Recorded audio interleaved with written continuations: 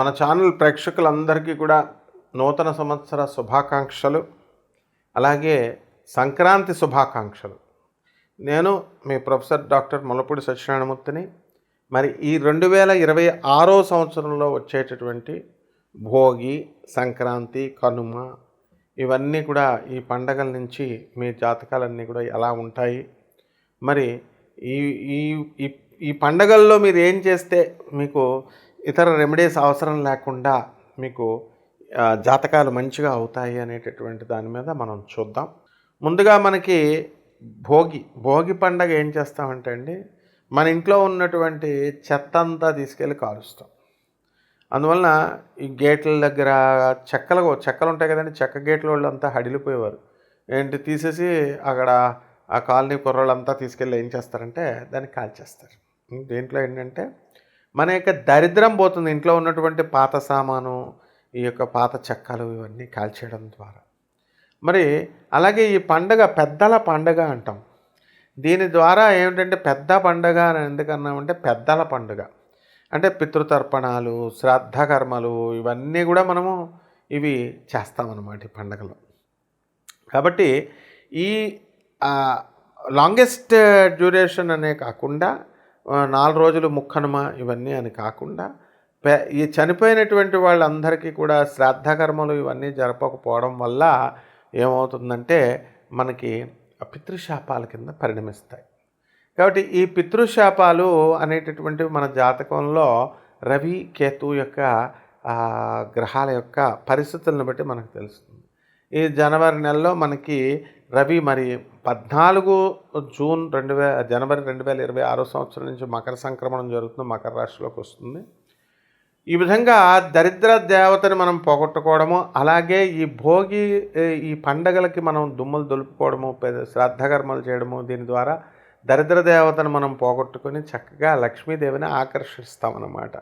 లక్ష్మీదేవిని ఆకర్షించాలంటే ఇల్లులు ఒకటే కాదు, శుభ్రంగా ఉండడం, మన ప్రవర్తన, మన ఆలోచనలు, అలాగే మనం చేసేటటువంటి ధర్మమైనటువంటి పనుల వల్లే లక్ష్మీదేవి ఆకర్షితురాలవుతుంది. అందుకని కేవలం దులిపేసి ఎవరికి పేదవాళ్ళకి రూపాయి కూడా మనం దానం చేయకుండా, మనము అనాథలకు కానీ, సాధువులకి, వికలాంగులకి, వీళ్ళకి పేదలకి మనం చేయకుండా ఉన్నామనుకోండి, లక్ష్మీదేవి రాదు. ఇక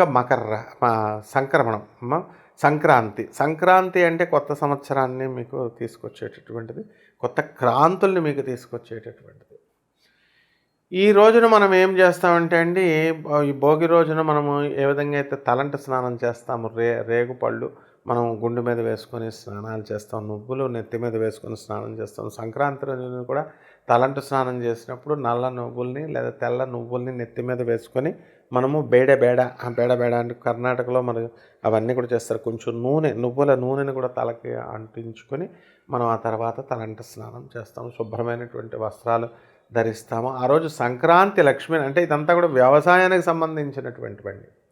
కాబట్టి మనకి ఎవరికైతే వ్యవసాయాలు ఉన్నాయో, పొలాలు ఉన్నాయో, మరి వాటికి అన్నిటికి కూడా మనము మన పూజ చేయడము పొలాలకి, ఆ తర్వాత ఇంటికి వచ్చినటువంటి హరిదాసులు వీళ్ళు ఉంటారు, వాళ్ళందరికీ కూడా మనం దాన ధర్మాలు చేయడం ఇలాంటివన్నీ కూడా చేస్తాం. అలాగే కనుమ రోజున పశువులను అలంకారం చేయడం, నాగల్ని ఇచ్చేయడము ఇవన్నీ కూడా మనం చేస్తాం. పశు సంపద, పాడి సంపద ఇవన్నీ కూడా జరుగుతాయి. ఈ రాశులను బట్టి 12 రాశుల వారికి ఒక్కొక్కరికి ఎలా ఉంటాయో మనం చూద్దాం. దీనికి మనం నాన్ కమర్షియల్ ఆస్పెక్ట్తో మోడ్రన్ ఆస్ట్రాలజీని అంటే నాసా లైవ్ రిపోర్ట్స్, దాంతో మనం గ్రహాల యొక్క స్పీడ్ ఎంత కూడా తిరుగుతుందో కూడా మనం చెప్పగలుగుతాం. దాన్ని ప్రాచీనమైనటువంటి ఋషి శాస్త్రాన్ని, జ్యోతిష శాస్త్రాన్ని అన్నింటిని మిళితం చేసి మనము నాన్ కమర్షియల్ వ్యాపార దృష్టితో కాకుండా నాన్ కమర్షియల్ దృష్టితో మనం జాతకాలు చెప్తాం. కాబట్టి ఎవరెవరికి కావాలో మీరు నాకు కాల్ చేయండి చక్కగా. ఇక ఈ 12 రాశుల వారికి కూడా మనకి ఒక్కొక్క రాశి వారికి ఏ ఫలితాలు ఎలా ఉంటాయి అన్నది మనము చూద్దాం. మీనరాశి, ఈ మీనరాశి వారికి అందరికీ కూడా ఏలినటి శని బాగా జరుగుతుంది. ఈ ఏలినటి శని జరగడం వల్ల ఏమవుతుందండి, మనకి అన్ని కష్టాలే పెడతాడా అంటే డిసిప్లిన్ లేకపోతే తోలు తీసేస్తాడు శనీశ్వరుడు, అందులో డౌట్ లేదు. కాబట్టి ఇంతవరకు సంపాదించినటువంటి ఆస్తి కనుక అజాగ్రత్తగా చెడ్డ స్నేహితులు వచ్చినప్పుడు వాళ్ళు ఏమైనా ప్రపోజల్స్ ఇచ్చినా ఆ ధనాన్ని నష్టపోవడానికి అవకాశాలు అధికంగా ఉంటాయి. కాబట్టి మీరు ఎంతసేపు కూడా ఈ ఏలినడిసిన సమయంలో గురువుల్ని వాళ్ళని అంటిపెట్టుకుని ఉండాలా, దేవుణ్ణి, దైవత్వాన్ని, పూజల్ని, పునస్కారాన్ని. కాబట్టి ఈ యొక్క రాశి వారికి అందరికీ కూడా ఆదాయాలు బాగా పెరగడం అనేటటువంటివి జరుగుతాయి. ఈ మకర సంక్రాంతి దాటిన తర్వాత ఈ మీనరాశి వారికి అన్నీ కూడా మంచి రోజులు వచ్చినాయి అని మనం చెప్పుకోవచ్చు. ఎవరిని కూడా వీళ్ళు ఆపలేమన్నమాట, వీళ్ళ ప్రగతి అనేటటువంటిది సిస్టమేటిక్గా ప్లాన్ చేసుకున్నప్పుడు.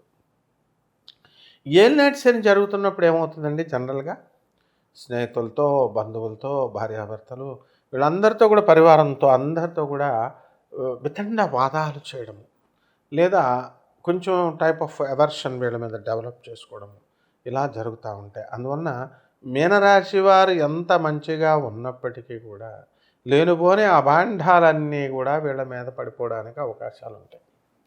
కాబట్టి ఈ రాశి వారంతా కూడా డిఫరెంట్ వృత్తుల్లో ఉన్నటువంటి వాళ్ళు, పోలీసులు, ఇన్కమ్ ట్యాక్సు, కమర్షియల్ ట్యాక్స్ డిపార్ట్మెంట్స్లో పనిచేస్తున్నటువంటి వాళ్ళందరూ కూడా వీళ్ళకి బ్రహ్మాండంగా వీళ్ళకి సక్సెస్ అనేటటువంటిది వస్తాయి, ప్రమోషన్స్ అనేటటువంటివి వస్తాయి.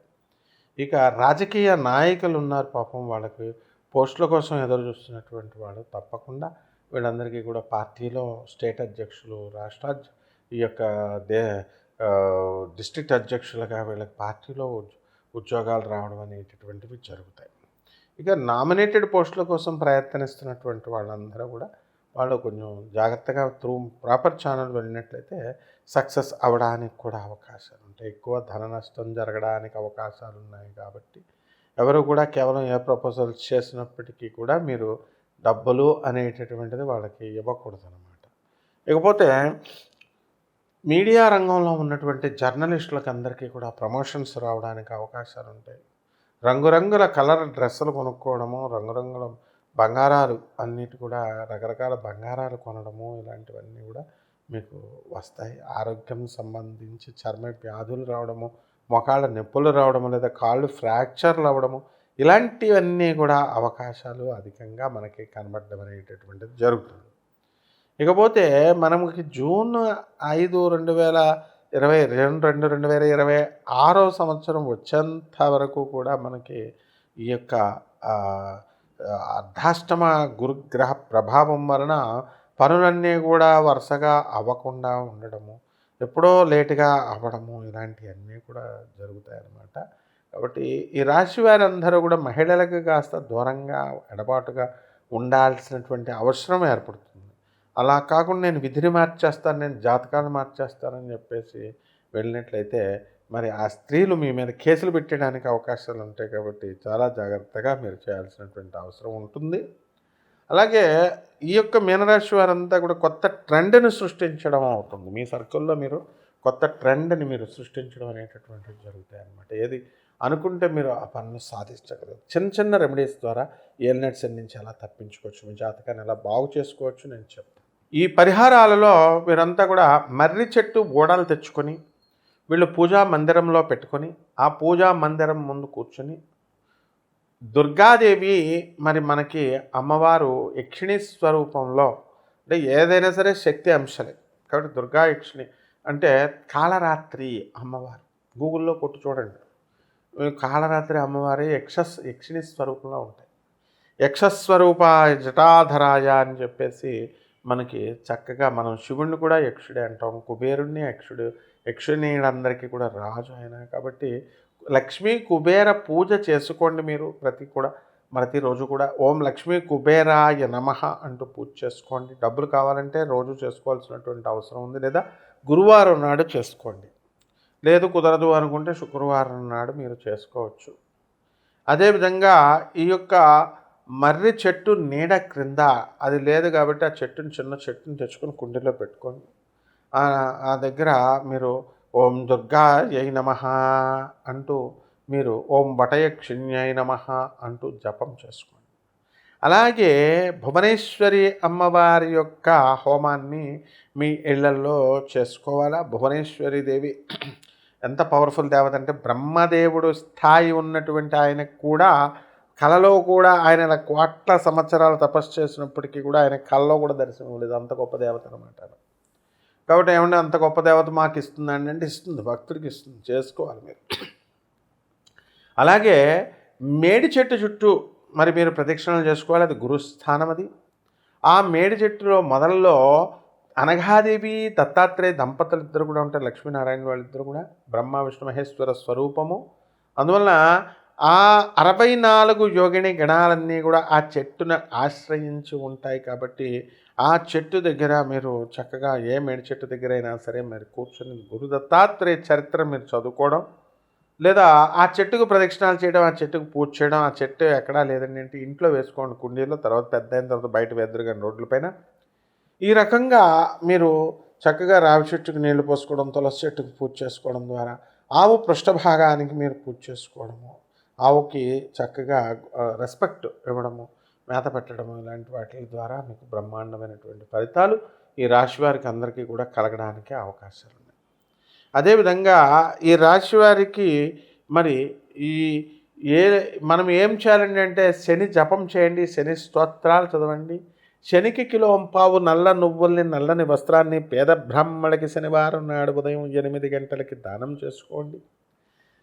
దశమహావిద్యల్లో ఒకటైనటువంటి మహాకాళి అమ్మవారి యొక్క మంత్ర జపాన్ని అనుష్ఠానాన్ని మీరు చేసుకోవడము, అలాగే ఈ యొక్క గాణగాపురం వెళ్ళి దత్తాత్రేయ స్వామి వారి యొక్క పాదుకా దర్శనము, లేదా 53 అధ్యాయాలు ఉంటాయి గురుచరిత్ర అని. ఆ గురుచరిత్రని 53 అధ్యాయాలని కూడా మీరు బాగా చదవడము, రోజు గురుక్షేత్రంలో ఇంట్లో కూడా చదువుకోవచ్చు. దీని ద్వారా మీకు నిజంగా సీరియస్గా ఎవరికైతే ఈ ఇంట్రెస్ట్ ఉంటుందో అటువంటి వాళ్ళంతా కూడా ఈ యొక్క సాధనని, యక్షిణీ సాధనని, అలాగే అప్సరస సాధనలు చేయడం ద్వారా తొందరగా ఫలితాలు వస్తాయి.